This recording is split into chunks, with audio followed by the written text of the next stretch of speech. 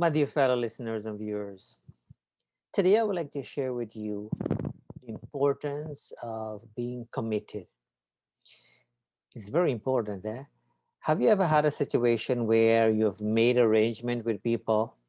You're all set to go to do an event, for example, and the day before they're calling you and telling you they cannot come to the show, or they cannot perform, or they cannot participate.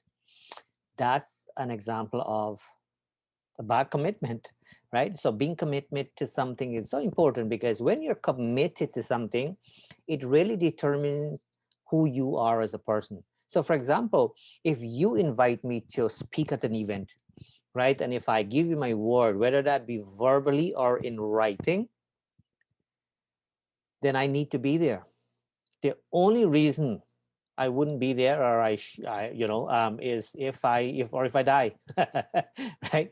But if we come up with all the, the different excuses that people come up with, it really, it's not a good thing for the event. That's one thing, but also it doesn't speak highly of the person who, who drop out at the last minute. There are people like that.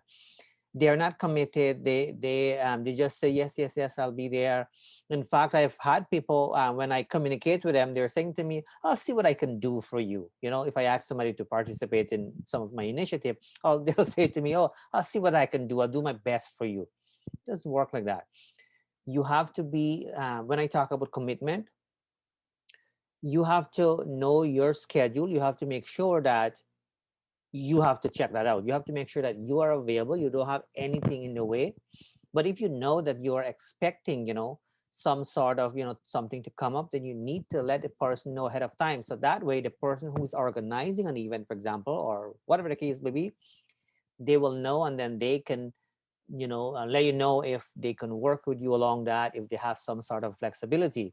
But once somebody, make an agreement with you, once you are committed to them in terms of that verbal agreement or that written agreement, by all means you need to be there. I've had people scheduled to, in fact politicians too, I've had politicians scheduled to be on my show, on my radio show and so forth, and last minute they end up joining another show, things like that kind. And that doesn't speak highly of the person.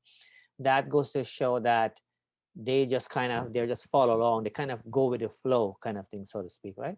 As a commitment, so it's such of a important thing, right? It speaks volume, as I mentioned earlier, as to who you are. I mean, I'm very keen when it comes to these things, right?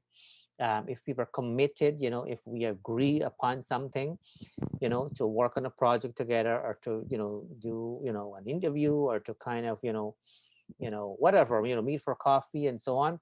My expectation is that you are going to be there for the commitment, and I can assure you there are many people think, along the same line, especially, in these days. Time is money, like time is important, or, people need to use their time, wisely, accordingly. Some people are very structured, where they go for their walks, to do their exercise, spend time with the kids, leave some time for book work, eat and so on, because some people take the time to, eat and enjoy that food, not rush it down and so on, because, different people do things differently, right? So the commitment here, if you want to grow professionally, in society, if you want people to believe in you and want to invest in you, you have to be committed. You cannot say one thing and do something else. It doesn't work like that, and you wouldn't go far that way. If it doesn't matter to you, well, that's a whole different story, right? Because not everybody really, take life seriously in terms of really making the most of it, or really maximizing things and so forth. And so, I guess it would matter to them. But, ideally, if you want to make the most out of life, and you want people to have respect for you and honor you and so on, you have to be committed. So for example, if I commit myself to, be with somebody at one event, let's say a small event, an intimate event, whether that be in, just a little family gathering and so on. And if I give them my word that I'll be there, I'll be there. It does not matter if which president invite me to go to what. I will never cancel, right?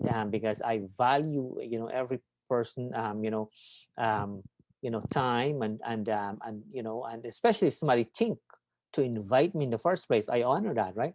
I'm not going to, let that pass by just like that, just because somebody else, you know, um, invite me for something, maybe a bigger event or so forth.